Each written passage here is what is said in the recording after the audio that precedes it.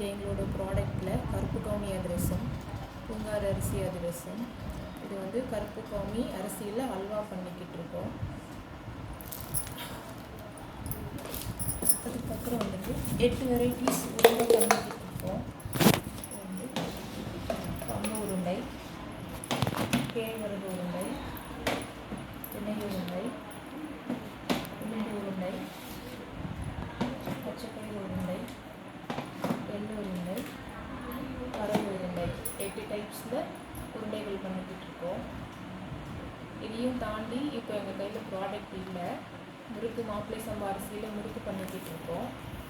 திணை சாமை ரெண்டும் ஆட் பண்ணி முறுக்கு பண்ணிக்கிட்டு இருக்கோம். 8 வகையான சிறுதானியங்கள் எல்லாமே போட்டு மிக்சர் பண்ணிக்கிட்டு இருக்கோம்.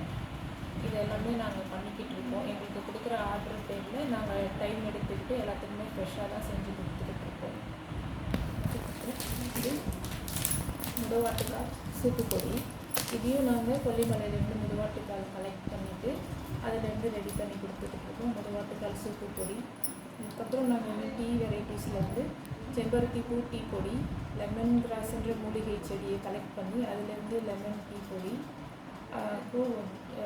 தூதுவளை பருப்பு பொடி, முருங்கைக்கீரை பருப்பு பொடி, வாழைப்பூ பருப்பு பொடி, கருவேப்பிலை பருப்பு பொடி, முருங்கைக்கீரை பருப்பு பொடி, வாழைப்பூவில் பருப்பு பொடி பண்ணிக்கிட்டு இருக்கோம். பிரண்டை பருப்பு பொடி பண்ணிக்கிட்டு இருக்கோம். பிரண்டையில் ஊறுகாய் பண்ணிக்கிட்டு இருக்கோம்.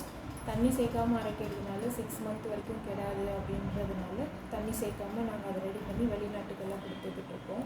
வாழைப்பூ ஊறுகாய், பிரண்டை ஊறுகாய் பண்ணி கொடுத்துக்கிட்டு இருக்கோம். ஏபிசி மால்ட்டு பண்ணிக்கிட்டு இருக்கோம்.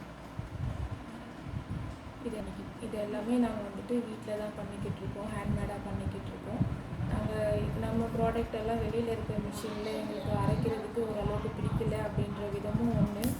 அப்புறம் எல்லாத்தையுமே புல்லட் மிஷினில் அரைச்சாக்கா சிறுதானியங்கள் எல்லாம் ஹீட் பண்ணும்போது அந்த மிஷினில் சூடாகி வர்றதுனால அதோட மருத்துவ குணம் குறையுது அப்படின்ற காரணத்தினால நாங்கள் வந்து திருகை கல் மிஷின் வாங்கியிருக்கோம். அந்த மிஷினில் நம்மளோட ஓனாகவே நம்ம கடை போட்டிருக்கோம். அந்த மிஷினில் அரைச்சி தான் நம்ம பண்ணிக்கிட்டு இருக்கோம். எல்லாம் க்ளீனாகவும் சுத்தமாகவும் நம்ம ஹேண்ட்மேடாக பண்ணிக்கிட்டு இருக்கோம். நன்றி.